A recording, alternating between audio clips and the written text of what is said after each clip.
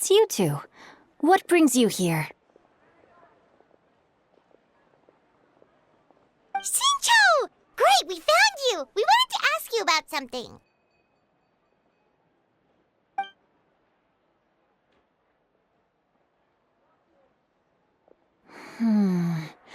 That's not a whole lot of information to go off of.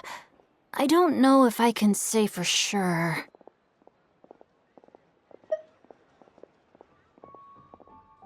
I can't pinpoint her identity from your description alone, but considering her age, I am reminded of a nameless heroine who's been featured in various chivalric novels.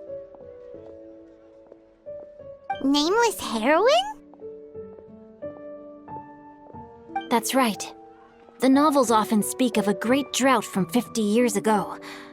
As the people suffered, a nameless heroine appeared and began to clear away evil spirits and bandit camps. The people idolized her, but never learned her name. All they knew was that she always acted alone. Later, though, she supposedly fell in love with a similarly noble-minded exorcist from Mount Tianheng. They were well matched in more ways than one, often fighting together as a fearsome duo of otherworldly strength. After the drought ended, the heroine and the exorcist left the public eye and began living a reclusive life in the mountains. All that remained were tales of her incredible accomplishments. The way this nameless heroine faded from fame into obscurity later in life is not too dissimilar from Miss Yuendai. I hope that's somewhat helpful. Thanks a lot, Shincho. We knew it'd be worth talking to you. It's nothing at all. Just something I came across while reading. I did do a bit of extra research on her story, but it was just out of personal curiosity. Well, Paimon still thinks that's super cool. Oh, wait, Shincho, if you've read up on her, do you know of any places often associated with her? Let me think. In the novels, the nameless heroine always appeared near one of 3 places: Wangshu Inn, the area just north of Jueyun Karst, and Qingyun Peak.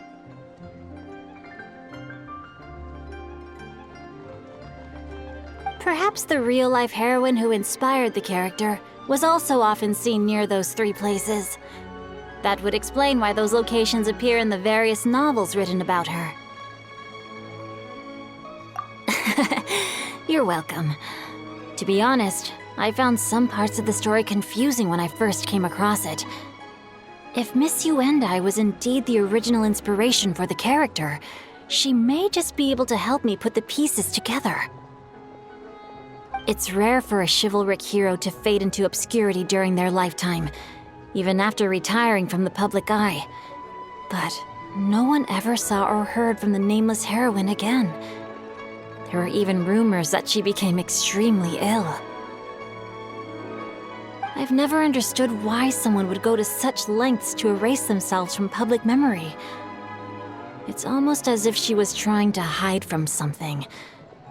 There's probably far more to the story than what's been written. We'll be sure to tell you if we manage to uncover the truth.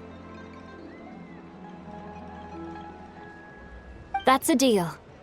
Perhaps, behind the truth of it all, there lies a story more fantastical than any work of fiction.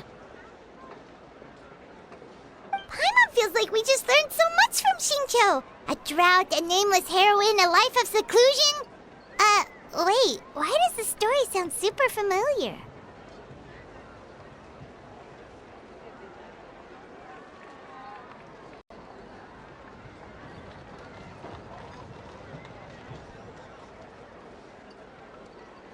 Oh, right! There's a drought in this story, too! Shincho, are droughts super common in Liyue or something?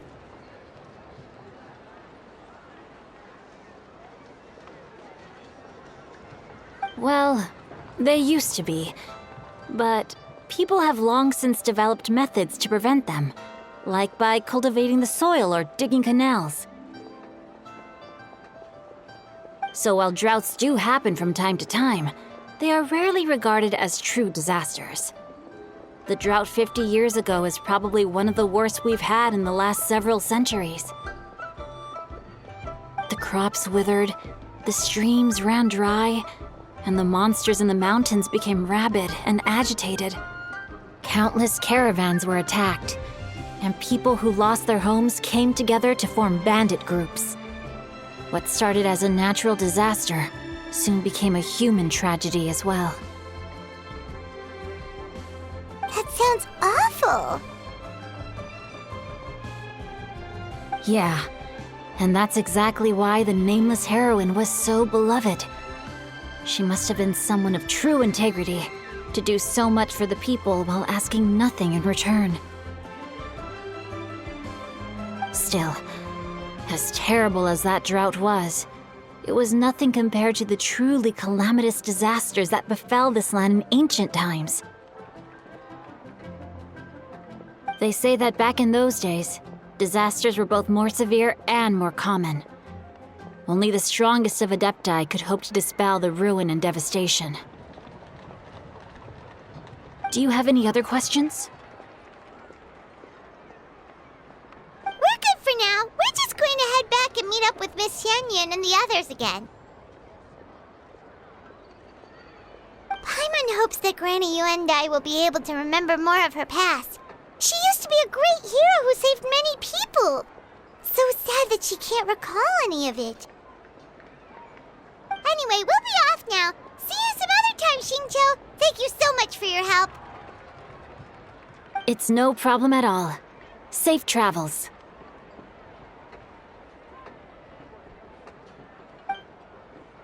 There